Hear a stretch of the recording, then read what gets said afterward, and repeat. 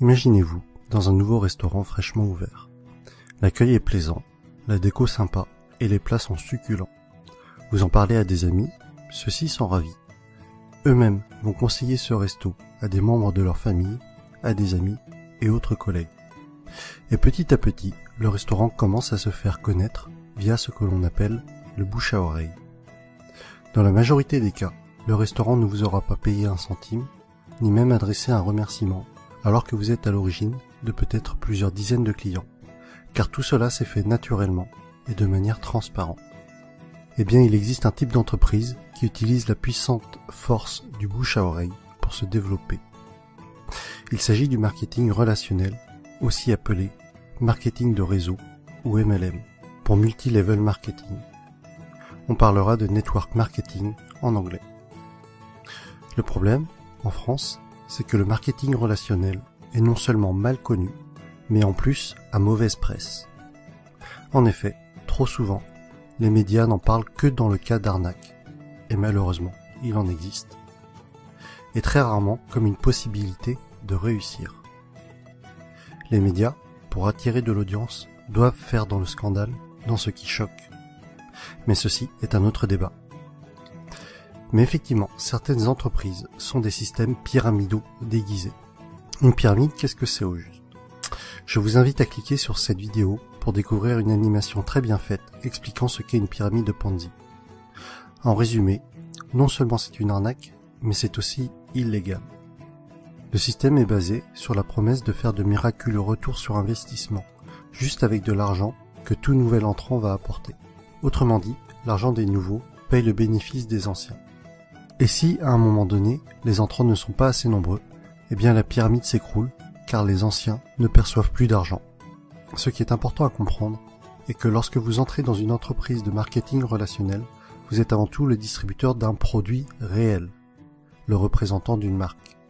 Sans produit, ou avec un produit fictif, on rentre alors dans un système pyramidal.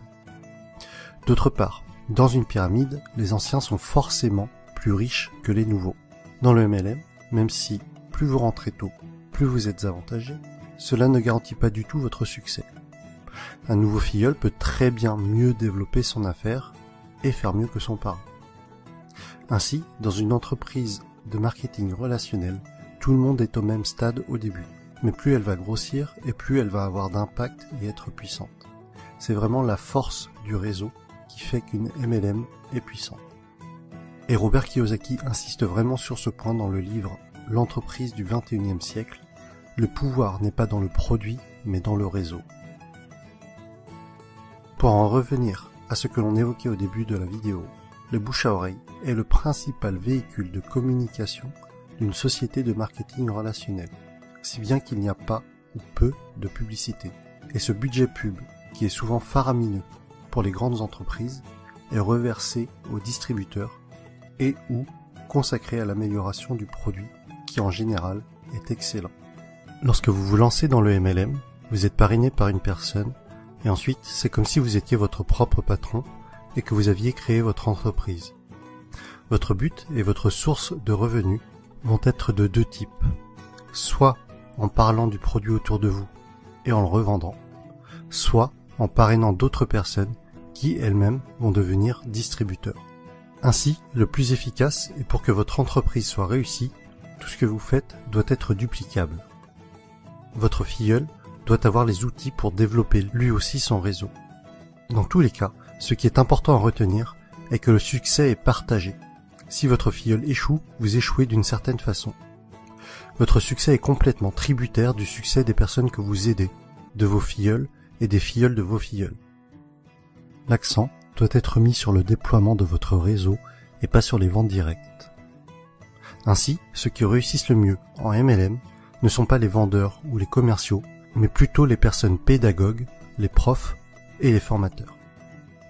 Et personnellement, autant je trouve la réussite personnelle gratifiante, autant aider les autres à réussir l'est encore plus.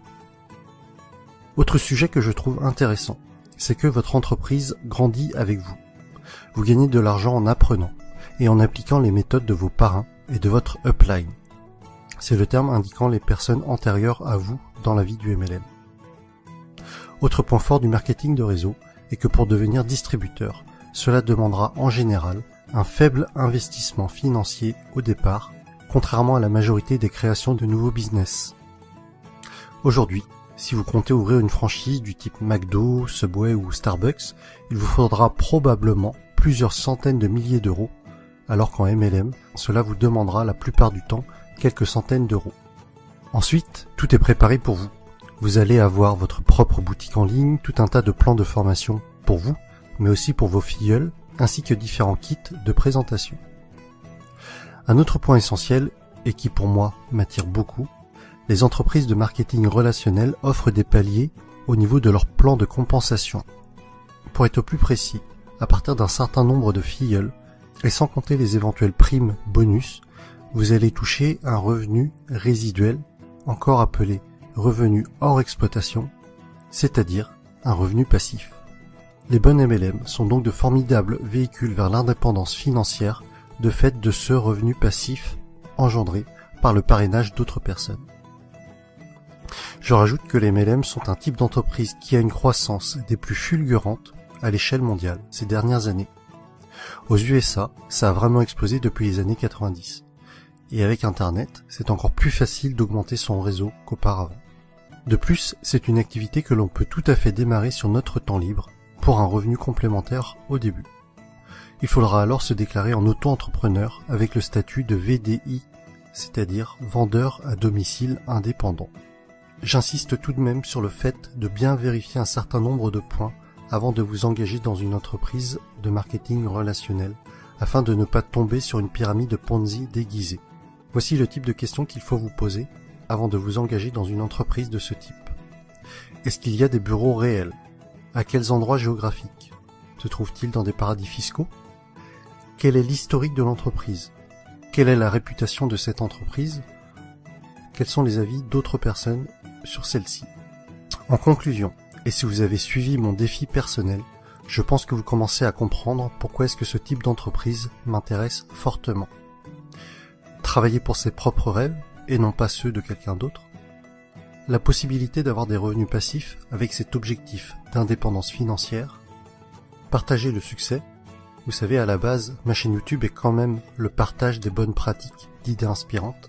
Alors si en réussissant dans un domaine, j'arrive à aider d'autres personnes à réussir également, alors j'en serais sincèrement ravi. Autre point que l'on avait évoqué, c'était de gagner de l'argent tout en apprenant.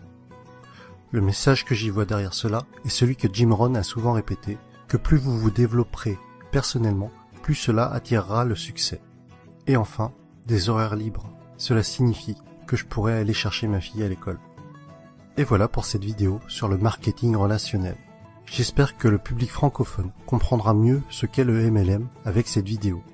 Pour ma part, il y a quelques mois encore, je dois vous avouer que je faisais partie des personnes qui rejetaient le sujet, ne comprenant pas en quoi cela consistait, et sûrement aussi parce que je ne voulais pas comprendre, et que je gardais en tête ce que les médias véhiculaient. Mais que ce soit Jim Rohn, Tony Robbins, Les Brown, c'est-à-dire tous les motivational speakers que je suis régulièrement, mettent en avant ce type d'entreprise. Et après mes lectures de l'entreprise du 21e siècle, de Robert Kiyosaki, et de 45 secondes qui changeront votre vie, de Don Faya, j'ai finalement changé d'avis sur le sujet et je suis décidé à me lancer.